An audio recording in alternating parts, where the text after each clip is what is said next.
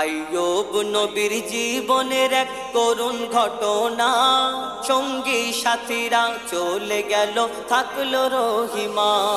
আইয়ুব নবীর জীবনের এক করুণ ঘটনা, সঙ্গী সাথীরা চলে গেল থাকলো রহিমা। কুষ্ঠ রোগেতে আইয়ুব নবীর পৌঁছে গেল পা, গ্রামবাসীরা সব বলে দিল অন্য কোথাও যা। বিবি রহিমা সাথে নিয়ে অন্য গ্রামে যায়, সেখান থেকেও তাড়িয়ে দিল দুর্গন্ধের জ্বালায়।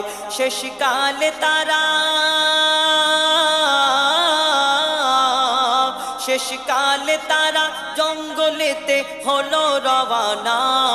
শত কষ্ট সয়ে তবু আল্লাহকে ভোলে না। আইয়ুব নবীর জীবনের এক করুণ ঘটনা, সঙ্গী সাথীরা চলে গেল থাকলো রহিমা। এক নির্জন জঙ্গলে গিয়ে বেঁধেছে বাসা, আল্লাহর উপরে ছিল তাদের অটুট ভরসা। ক্ষুধার জ্বালায় বিবি রহিমা যায় কাজের সন্ধানে, লোকের বাড়িতে কাজ করে খাবার সে আনে। এমন করে কিছু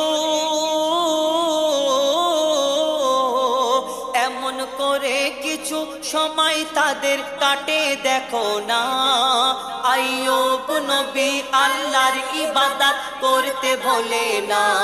আইয়ুব নবীর জীবনের এক করুণ ঘটনা, সঙ্গী সাথীরা চলে গেল থাকলো রহিমা।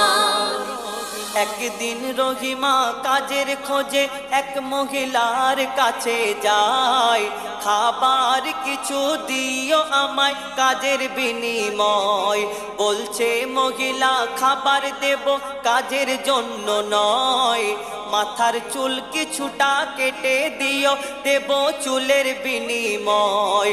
বলছে রহিমা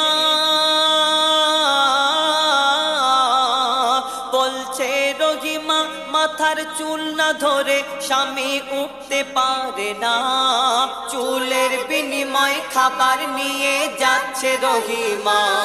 আইয়ুব নবীর জীবনের এক করুণ ঘটনা, সঙ্গী সাথীরা চলে গেল থাকলো রহিমা।